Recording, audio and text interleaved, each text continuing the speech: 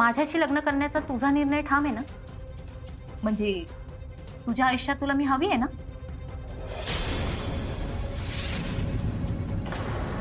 अर्जुन, मी तुला काहीतरी विचारते, मला उत्तर दे. काय बोलू मी अरे आता?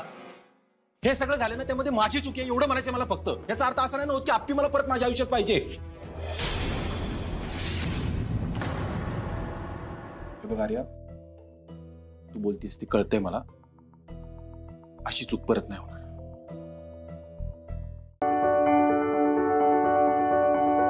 अर्जुन मध्ये आणि माझ्यामध्ये किती भांडण असले, कितीही मतभेद असले, तरी त्याचं आयुष्य वाढावं, मला 7 जन्म तोच नवरा म्हणून मिळावा, यासाठी मी दरवर्षी उपवास करते आणि करत राहील.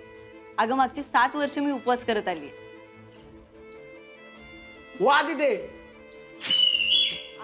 काय बोलल्यास तू? बाई, मला तर तुमचं काय कळतच नाही बघा. मोना, नियतीने बांधलेलं नातं आहे अगं आमचं. समजण्या पलीकडचं आहे, पण मी जपतीये आणि कायम जपत राहील.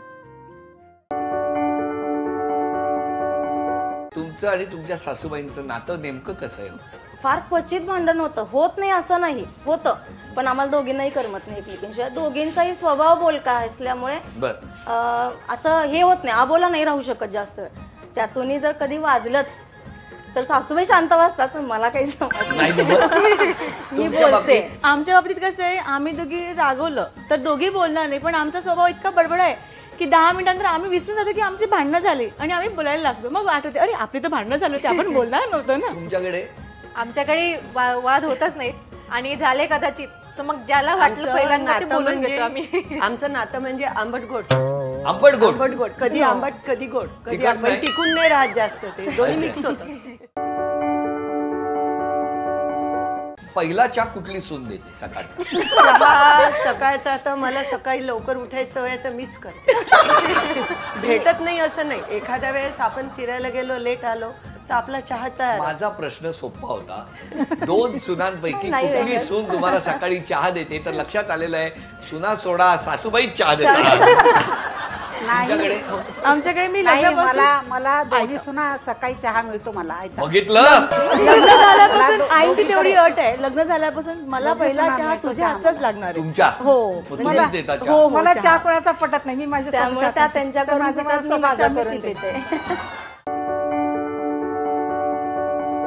लीला, अभिराम, या घंगाळ्यामध्ये अंगठी टाकली जाणार आहे.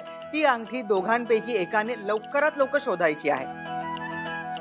जो ती अंगठी लवकर शोधेल त्याचं दुसऱ्याला ऐकावं लागेल, म्हणजे असं म्हणतात. बरोबर बरोबर. आजी, पण त्यासाठी एवढं सगळं करायची काय गरज आहे? म्हणजे मला माहितीये, मलाच आयुष्यभर एजंटचं ऐकायला लागतं.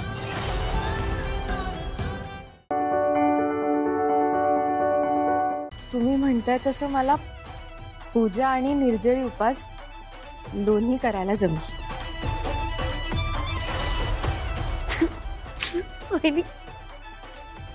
काही बोलते नाही, म्हणजे एजेंना ह्याच जन्मात तू नकोशी झालीये,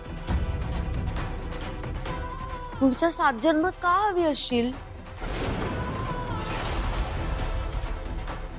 आधी फसवायचं आणि नंतर पूजा करायची, याला काय अर्थ आहे का?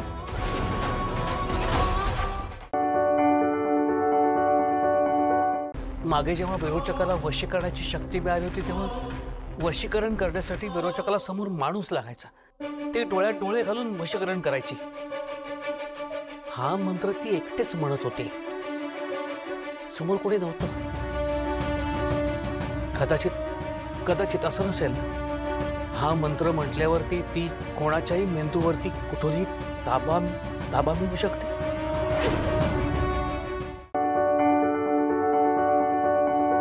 शेखरना तो कागद मिळला, हा मंत्र, फाल्गुनीचं हे असं विचित्र वागणं, विरोचकाने माझ्याकडे अस्थिकट्यार मागणं, या सगळ्या घटनांमध्ये काहीतरी एक संबंध आहे. पण आपण संयम ठेवायला हवा. आपल्याकडून एखादी चूक व्हावी हेच कदाचित विरोचकाला हवं असेल.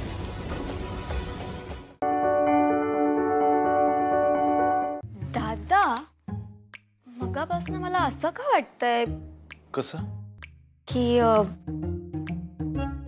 तुम्ही उपास धरलाय का?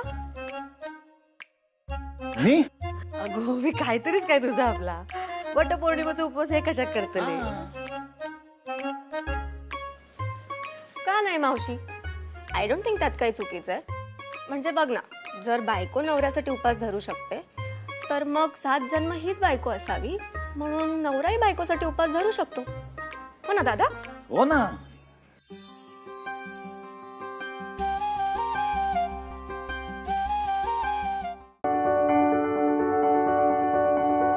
सीताई, उद्या आपल्याला वटपौर्णिमेच्या पूजेला जायचंय ना? हो, आहे माझ्या लक्षात. आणि शिवाजी तर पहिलीच वटपौर्णिमा आहे ना? हो. तिला काय गरज आहे वटपौर्णिमा करायची? अरे हो बरोबर आहे. तसंही शिवाला उपास जमेल वगैरे मला नाही वाटत. राहू दे तू शिवा. नाही पण मला इच्छा आहे, मी करीन ना प्रयत्न. मला पण ते 7 जन्माची साथ असं हवंय. 7 जन्माचं राहू दे, या जन्मातही झेपेल की नाही मला कठीणच वाटते.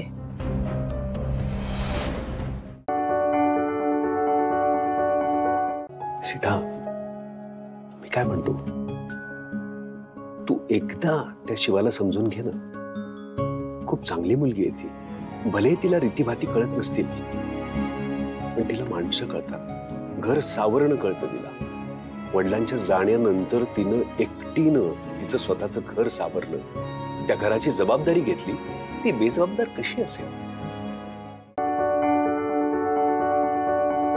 त्या सत्यवानाचं पण काही हट्ट नव्हता, पण त्या सावित्रीसाठी तिचं प्रेम हेच तिचं आयुष्य होतं. आणि म्हणून तिनं सत्यवानाचा प्राण त्या यमाकडून परत मिळवला. मित्रा बघ, नात्यामध्ये हट्ट महत्वाचा नसतो, प्रेम महत्वाचं असतं. आणि शिवानं तुझ्या प्रेमासाठी म्हणूनच आज हा उपवास ठेवलाय. तिच्यासाठी हा पहिलाच सण आहे. तिला याबद्दल काहीही माहीत नसताना ती हे सगळं करते आणि मनापासून करते. सावित्रीने वर म्हणून सासू सासऱ्यांचे डोळे आणि राज्य मागून घेतलं, आणि तिसरा वर म्हणून आपल्याला पुत्र व्हावा असं म्हटलं. यमाने गफलतीने तथास्तु असं म्हणून टाकलं. आणि जेव्हा त्याला कळलं की आपण वचनबद्ध झालो आहोत, तेव्हा त्याने सत्यवानाचे प्राण देऊन टाकले, म्हणजे द्यावेच लागले. सत्यवानाचे प्राण सावित्रीने वडाच्या झाडाखालीच परत मिळवले. त्यामुळे तेव्हापासून आपण वटसावित्रीचा उपास करतो. तुमचं आमच्यावर केवढं प्रेम आहे? काय प्रश्न आहे? सांगा की. खूप प्रेम आहे. म्हणजे तुमचं माझ्यावर जेवढं प्रेम आहे तेवढंच. मजी केवढं? म्हणजे एवढं. बस एवढंच? अहो, आभाळ काय असं हातात मावतं का? माझं तुमच्यावर आभाळ एवढं प्रेम आहे. म्हणताना ते आमच्यावर सारखं बरसत असते.